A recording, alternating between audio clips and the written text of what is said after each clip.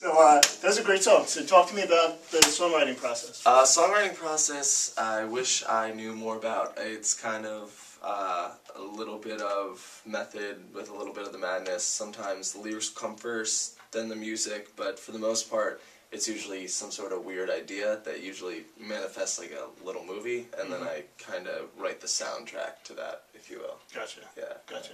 So what about this particular song? Come Back Down to Earth kind of sparked from this idea. A friend of mine and I were in the car, and we were just talking about, of all things, like religion and just politics, and like how sometimes with girls that's not the best thing to bring up when on the first date, because, you know, that stuff is Bringing up religion on the first date? No, it was just like, it was more like just, what are you about? What am I about? And, you know, talking about it and realizing that those are things you should not bring up at the first date at all. Yeah, totally. But to each their own, and then I kind of liked this idea of having this girl be almost unreachable, that she would need to come back down to Earth to literally be on the planet I'm on, but also on the plane of thinking and hopefully humbleness and all that. So, are you implying you're on a different planet? No, I'm implying that sometimes it feels like it because I guess the schedule and the working of it, but sometimes I do feel like you're on a different planet sometimes because of the scheduling and sleep deprivation and all that good stuff, but it's all worth it, so.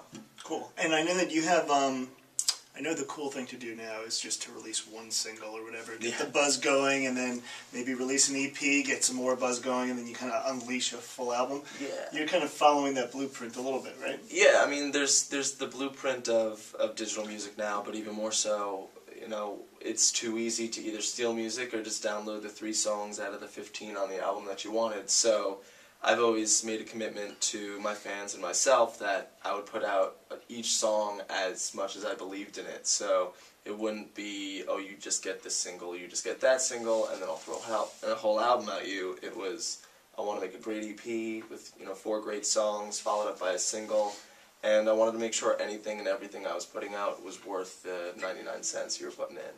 Right. Yeah. Gotcha. And, I mean, does it go to your head a little bit? Because I know some teeny bopper magazines have kind of hyped you up and lobbed you together with some other... It's flattering. Obviously, I am very flattered by the, you know, comparisons because, you know, Justin Bieber's successful, you know, the Jonas Brothers is successful. So I don't, you know, knock that model at all. It's just... You know, it's easy to be put into a box very quickly because of, you know, the fact that I make YouTube videos and I also make music, but I think the industry is slowly changing and there's kind of new blueprints and new rules, so I'll take the compliments. It's better than being told, you know, you're not good. So and it's a great fan base and hopefully one that I can grow with and inspire, so. And just lastly, I know that you do a lot of cover songs and a lot of them kind of, I mean, that's what really kind of helped establish you at first. Yeah. I mean, the Jay-Z cover and other stuff. Do you get as much joy doing covers as you do your own music, or not so much? It's different. Sometimes I try to attack each cover more like a challenge because it would be too expected for me to, you know, go and try to cover John Mayer's song because he's a guy who sings and plays guitar and it's, you know, too much in the similar vein. I want to go try a song that people would be like, I don't think he can do it, or he shouldn't do it, and that's why they're going to go watch to see if I can kind of hack it. And that's why I chose songs that are very polarizing. I did, you know, Empire State of Mind, which, as a little white kid from New York City, hopefully Jay-Z enjoyed it. And, you know, with Adele song, anyone who approaches an Adele song is obviously going to get a lot of conversations back and forth and occasional haters, but it's great to cover a song because I can stretch myself and show that I'm not only into this type of music, but that I can do something outside of my own genre and break it down and switch it up and put a different part of the song into it and make it my own. So I kind of like doing covers because I'm, you know, safe in the fact that it's a good song and I can kind of now just artistically make it my own. Do you have any other covers you're working on? There's one I've started to work on, at least in my head a little bit. It's hopefully going to be a little bit of a mashup cover of Carly Rae Jepsen's "Call Me Maybe" with Maroon 5's "Payphone." So we'll see. We'll see how that works out. So yeah.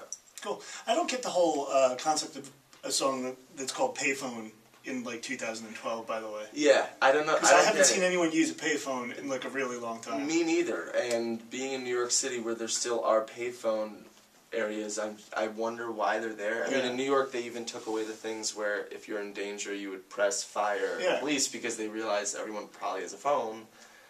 But I don't even know if there's a phone booth anymore in the city. It's like someone coming out with a song called VCR. Yeah. Or VHS. Or like I loved listening to my cassette tape last night. Right. Or, Walkman. It's just, I didn't even think that. about that. But he can get away with anything, I guess. Well, he has the moves like Jagger, so he can do whatever he wants. So. Yeah. I don't. Me neither. I'm working on him. Cool, man. Thank you so much. Appreciate it. Have a good one. Thanks.